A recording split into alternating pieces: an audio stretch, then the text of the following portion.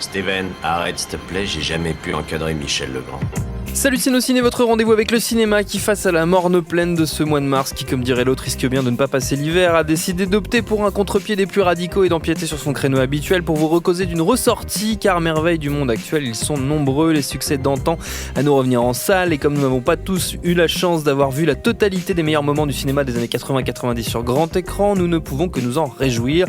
C'est ainsi que nous allons là tout de suite causer d'un petit film d'un quasi inconnu, La liste de Schindler de Steven Spielberg. Jamais entendu parler, mais je suis sûr que le trio de Juste entre les justes qui m'accompagne en saura plus que moi. Rafik Djoumi, salut Rafik. Salut Thomas. Stéphane Moïsaki, salut Stéphane. Salut Thomas. Et Perrine Kenson, salut Perrine. Salut Thomas. C'est nos ciné épisode 180, c'est parti.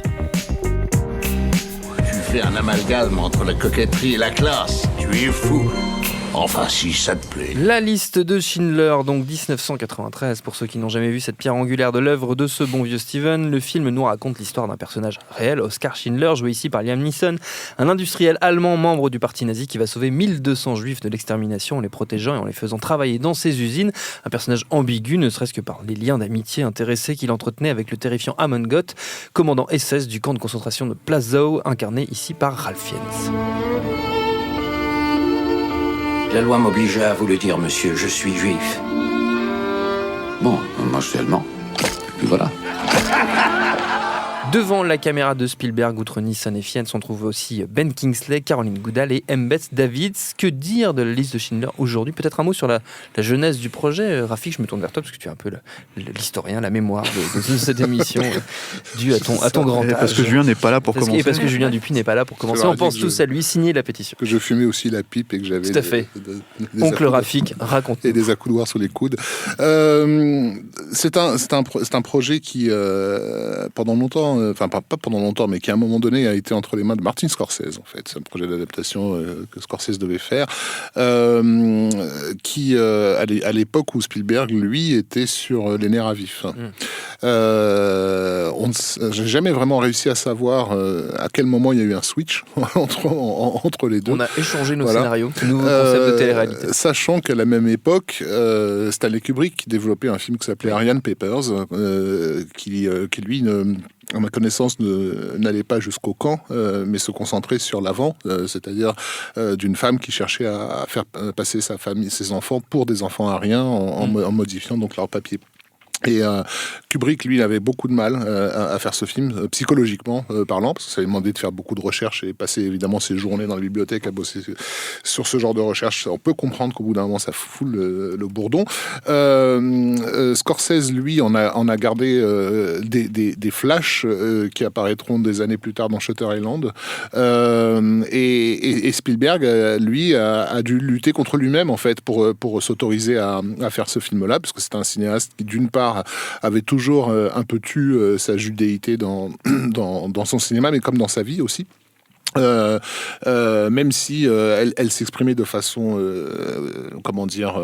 métaphorique. Je pense à un film comme Rencontre du troisième type qui en fait est bourré d'imagerie juive et kabbalistique, mais il n'avait pas encore fait la paix avec qui il était, on va dire. Donc il a fallu lui qu'il arrive à une certaine maturation pour pouvoir s'engager dans un projet comme celui-ci qui aussi a dû nécessiter des tractations politiques avec Universal, le studio qu'il a littéralement enrichi, même pas enrichi, qu'il a pratiquement tenu à bout de bras pendant plus de 10 ans, depuis en partant de Jaws et de E.T. Et sur toutes les années 80 avec les films Amblin, etc. C'est Sid Sheinberg, son père mentor, de substitution, oui. Voilà, son mentor, qui était à la tête du studio. Et bien malgré le pouvoir jamais égalé que Spielberg avait pu avoir sur Hollywood en tant que réalisateur, il n'avait quand même pas la liberté d'aller faire un film de 3 heures en noir et blanc sur la Shoah. Enfin, ça faisait un peu lourd, quoi, si tu veux. Alors, je me corrige tout de suite, pas sur la Shoah, parce que on va développer, mais La liste de Schindler n'est pas un film sur la Shoah, mais ça, on expliquera plus tard. Pas la liberté de le faire sans justement les tractations dont tu parlais, parce que l'idée, c'est qu'au même moment, il développait Jurassic Park, qui était l'adaptation du roman de Michael Crichton, qui était pour Universal un très gros enjeu. Et finalement, en fait, ce qui s'est passé en coulisses, c'est que Sid Sheinberg lui a dit à la base, il devait faire La liste de Schindler d'abord et Jurassic Park ensuite. Et en fait, Sheinberg a demandé à intervertir, c'est-à-dire il lui a dit tu vas d'abord faire Jurassic Park et après tu feras La liste de Schindler, et c'est ce qui validera, si tu nous fais Jurassic Park, ce qui validera le fait qu'on puisse donner le feu vert à La liste de Schindler. Aujourd'hui, je crois que l'idée c'était que, comme c'est un film qui est très très personnel, très très sombre, sur comment dire, un morceau de l'histoire très très funeste, je pense que Jurassic Park en contrepartie est un film d'aventure plus léger. Plus lyrique. L'idée de Sheinberg, c'était de dire à Spielberg, si tu fais La liste de Schindler d'abord, Jurassic Park va forcément être entaché par ce que tu auras vécu, parce que tu auras traversé. Après, il y a quand même une espèce de logique de tractation derrière de studio qui est assez dingue, quoi. Il y avait aussi Billy Wilder qui devait à un moment donné faire. Il voulait que ça soit son dernier film. Voilà, le film en fait, et c'est Billy Wilder lui-même qui a suggéré d'abord à Spielberg, lui a dit, tu devrais le faire toi, en fait, tu devrais le réaliser toi-même. Mais il y a eu aussi un autre réalisateur qui était à un moment donné, parce que quand Spielberg a récupéré les droits aussi Universal a les droits, et Spielberg, c'est un livre à la base, ouais. Et Spielberg, il l'avait proposé, parce qu'encore une fois, il se sentait pas, comme disait Rafi, que c'est pas facile d'aborder ça, surtout avec son rapport à sa judéité, et puis même, Stéphane l'a dit aussi, c'est un morceau de l'histoire très dur, donc il sentait pas forcément les épaules pour le faire à un moment donné, et il l'avait proposé à Roman Polanski aussi de le faire, et Roman Polanski avait dit non parce que c'était trop proche de lui, en fait. Lui était un échappé du ghetto de Cracovie, et sa mère était morte dans les camps de Cracovie. Cracovie. Et donc en plus le film est sur le ghetto de Cracovie.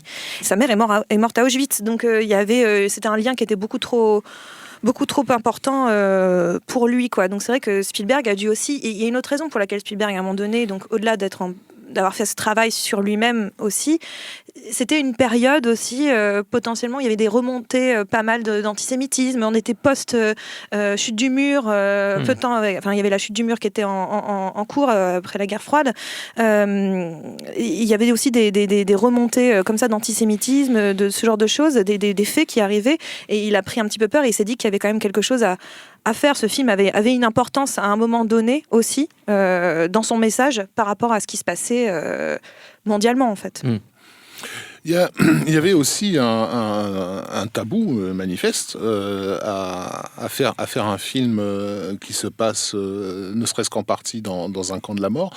Même si, à l'époque de la sortie de La liste de Schindler, les gens semblaient avoir oublié que déjà des films avaient tenté de franchir cette barrière, mais on avait payé parfois le prix très fort, et je pense notamment au Capot de Gillo Pontecorvo, qui met en scène les camps, et qui a littéralement servi de base au cahier du cinéma à décrire l'abject, dans un article qui s'appelait De l'abjection, qui était concentré sur ce film, et qui depuis en gros nous fait croire à ces conneries qui sont un travelling est affaire de morale, au sens où de faire de la mise en scène sur des images comme celle-ci, c'est immoral, et qui a entraîné d'ailleurs tout un cinéma du non-effet, de la non-mise en scène, dès qu'on aborde quelque chose qui est de trop dur, en fait, dans notre humanité. Ce qui n'est pas du tout le cas de La liste de Schindler. Mais justement, et c'est là où le tabou a été brisé par le plus grand metteur en scène vivant, donc, puisque la liste de Schindler n'est que mise en scène. Il n'est que la réflexion à chaque plan de comment je peux filmer ça, quel droit moral j'ai à filmer ceci et cela. Et merci à ce film d'exister, parce qu'il nous a vraiment débarrassé de 30 ans d'une censure réelle, en fait. Il y avait eu un film comme Portier de nuit aussi, qui s'était un petit peu approché de ce sujet-là, mais d'une façon, on va dire, approuvée par les élites de son époque.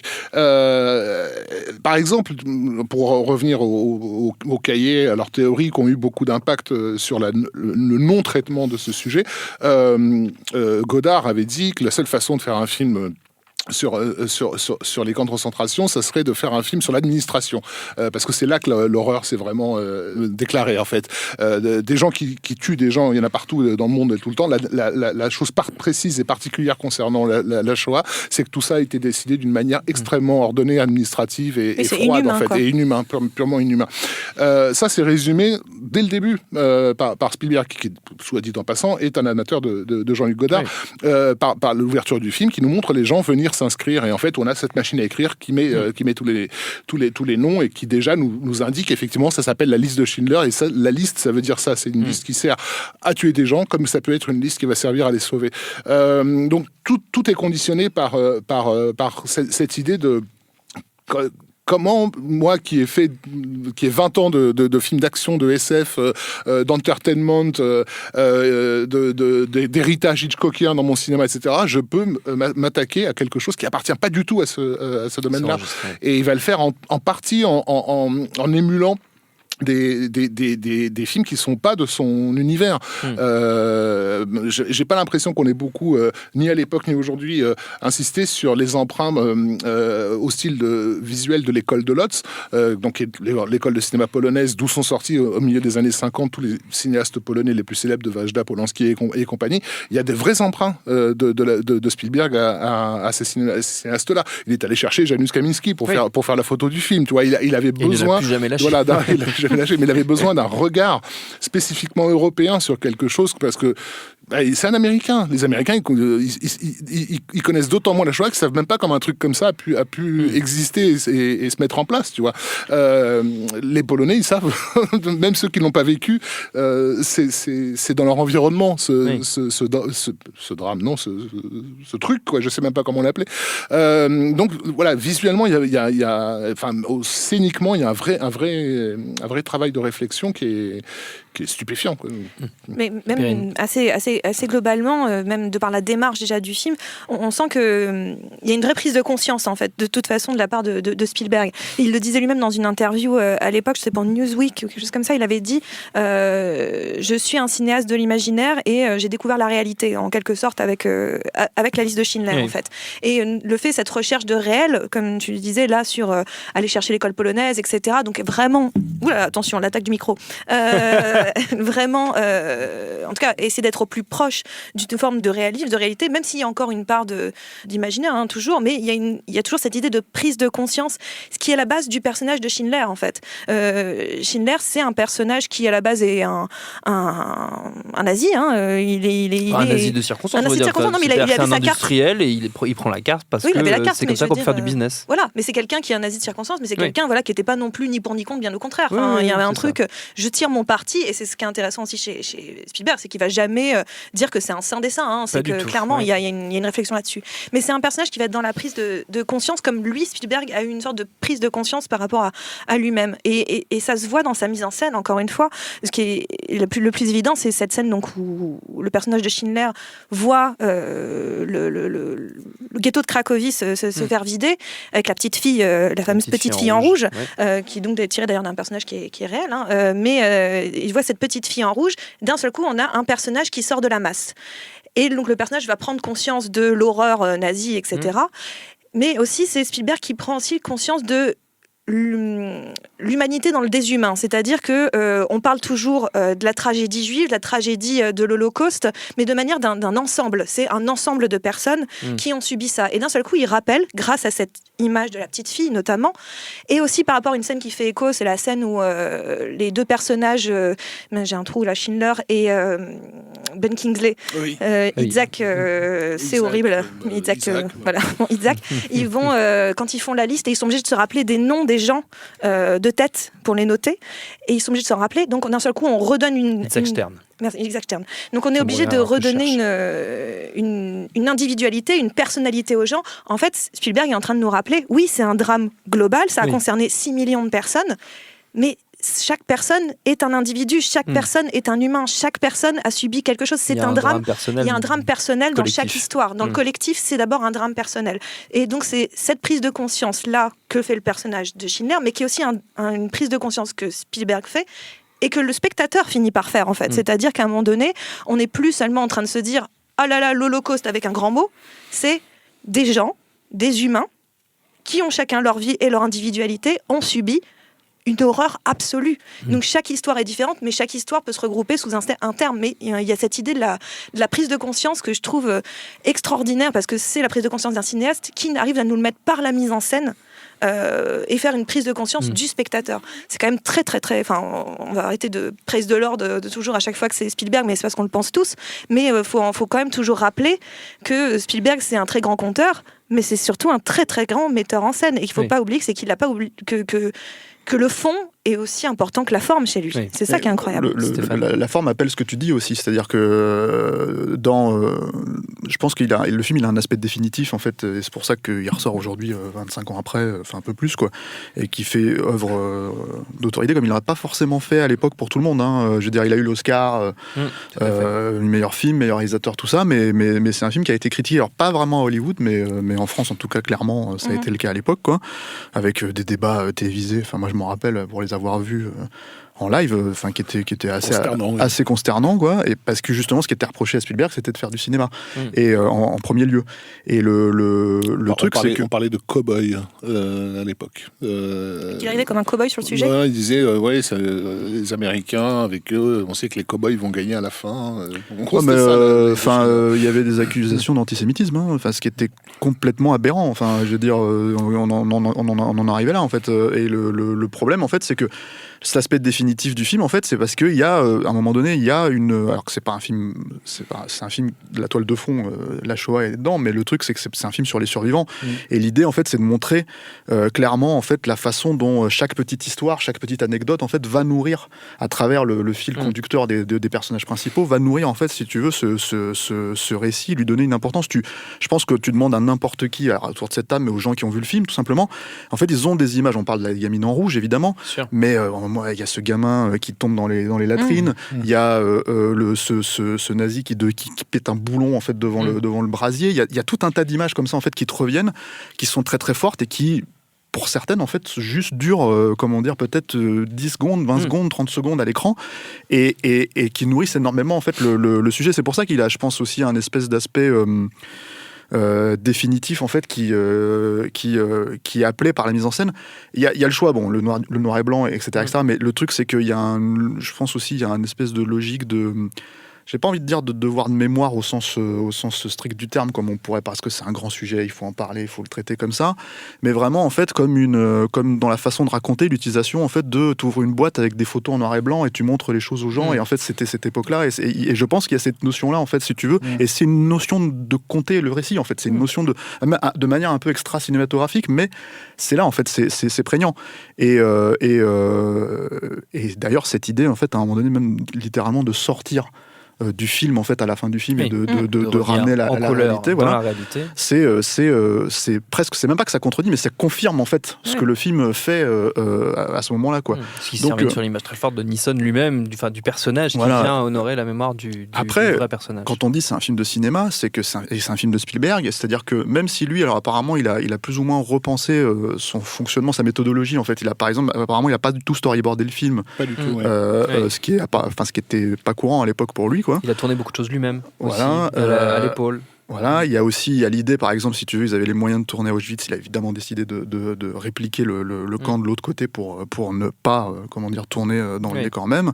Lui, il a vécu le tournage de manière très très intense, violente, et très très violente, quoi.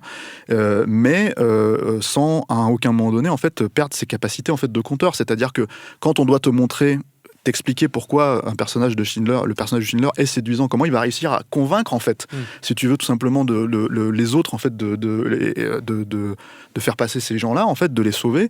Il te le montre comme un personnage extraordinairement charismatique au début, comme une star de cinéma quoi. C'est-à-dire il y a une logique de séduction. Quand toi en fait il joue sur ta propre mémoire, ta propre connaissance en fait du cinéma, du cinéma, de l'histoire en fait, et qui te joue sur une logique de suspense en fait avec les douches, c'est du cinéma en fait, c'est du pur cinéma, et ça lui a été beaucoup reproché en fait. Alors ça lui a été reproché sur ce point spécifique en fait, cette scène spécifique. Et c'est très intéressant parce que si on décortique ce qui a bloqué à l'époque, en fait ça se retourne complètement contre les accusateurs, parce que ça c'est une méthode que Spielberg a utilisée sur plusieurs de ses films, qui est de frustrer le public pour lui donner quelque chose en plus, mais il joue sur la frustration du public. Il le faisait sur Rencontre du troisième type, bref, il l'a fait tout le temps. Et sur la liste de Schindler, effectivement, qu'est-ce qui s'est passé sur cette séquence-là, où on a l'impression qu'on va inexorablement vers les douches de la mort, et qu'il s'avère que ce sont de vraies douches, c'est qu'une partie du public s'est révélé frustré de ne pas voir. C'est-à-dire qu'en fait, ils avaient payé pour voir ça. Pour voir l'horreur. Et on refusait de leur montrer ça. Et pour moi, moi, je l'ai vraiment pris, comme, en tant que cinéphile, en tout cas, comme une des rares accusations de Spielberg envers son public dans un de ses films, du genre mais vous vous attendiez à quoi là je fais un film sur les survivants et de le voir critiqué précisément pour cette séquence. Il l'a fait sur d'autres films derrière après, il a fait sur d'autres films incompris où les gens l'attendaient sur certains trucs et on pense à AI par exemple, ce genre de choses sur le final quoi. Mais je t'en prie, vas-y. Mais ça, c'était, encore une fois, pour moi, un questionnement moral. C'est typiquement un choix de mise en scène guidé par un questionnement moral. Il y a aussi une autre scène que je trouve assez emblématique de sa façon de fonctionner, qui est un des rares moments du film où il décide de faire rire le spectateur, pour le prendre aussi à son propre piège, qui est le moment où Amon Goeth, donc qui est joué par Ralph Fiennes, décide de suivre le conseil d'Isaac et de faire preuve de clémence. Et alors que un gamin a fait un truc qui lui a pas plu et qu'en temps normal il l'aurait buté sur le champ, il se prend tout d'un coup pour un empereur quoi, et il lui met les doigts sur la tête en lui disant je te pardonne. Bon, et ça fait rire et c'est le but, c'est le but de faire rire le public dans la salle. Et ensuite on suit Isaac à l'extérieur qui est en train de marcher de façon très nerveuse. On le suit en travelling, on entend un coup de feu hors champ. Et dans le travelling, on aperçoit derrière, en arrière-plan, le corps du gamin, en fait, Amon Goeth, qui a finalement changé d'avis. Et donc, il y a une espèce de détachement de la mise en scène dans toute la scène, entre guillemets, rigolote. Il n'y a pas de mise en scène, c'est une espèce de chant contre chant assez basique, où vraiment le public se laisse aller et rigole. Et tout d'un coup, la mise en scène revient avec ce travelling hyper chorégraphié. Et ce que tu découvres, c'est que tu étais en train de rire, là, au fait. Tu vois, enfin, vraiment, on est tout le temps tiraillé entre le confort de sa position de spectateur, de oui, moi je suis du bon côté de l'histoire, je regarde ça de loin, je suis coupable de rien, et régulièrement on est ramené à ouais, mais t'as une attente, il y a quelque chose qui te guide vers cet instant de mort, et ça, c'est pas ce qui a été remarqué sur le film à sa sortie. Il y a eu aux États-Unis, notamment, pas vraiment en France, mais aux États-Unis, une espèce de respect presque religieux, non pas forcément du film, mais de l'objet qu'il traitait.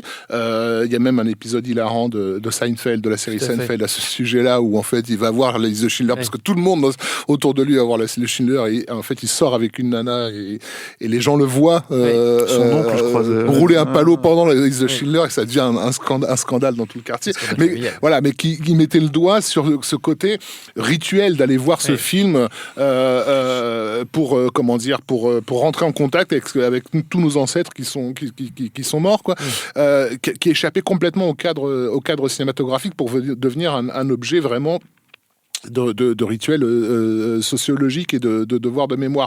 La question de l'Oscar, elle s'est posée aussi en ces termes-là. Est-ce que l'Oscar lui a été donné parce que c'était le meilleur film qui soit, ou est-ce que l'Oscar lui a été donné parce que le sujet imposait l'Oscar? Ouais. Je trouve presque dommage que Spielberg ait eu l'Oscar pour ce film-là, parce que oui, de toute évidence, La liste de Schindler était clairement le meilleur film de l'année où il est sorti.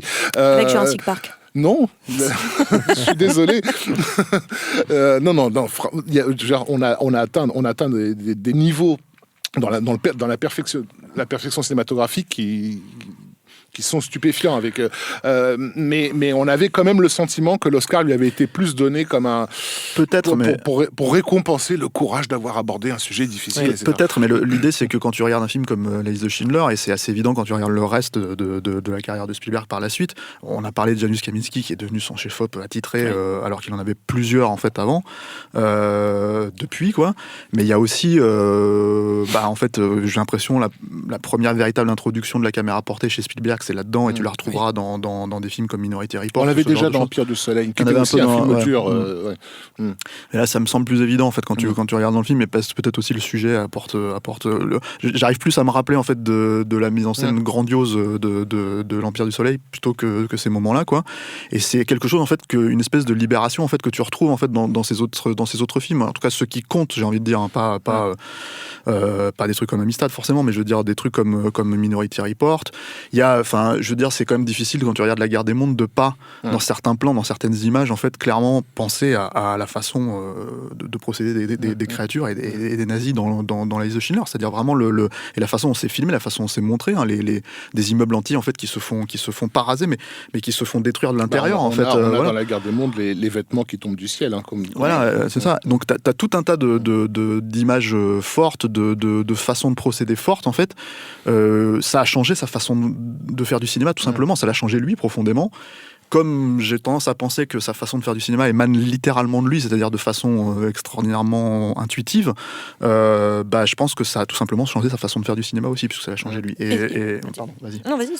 Non, vas-y. Mais c'est aussi, ça a changé sa façon de faire du cinéma, mais ça a aussi changé un peu la perception que le milieu avait de lui aussi, en grande partie. Enfin, avant la liste de Schindler, il y a eu évidemment l'Empire du Soleil, il y a eu la couleur des sentiments, mais la couleur des sentiments, la couleur pourpre.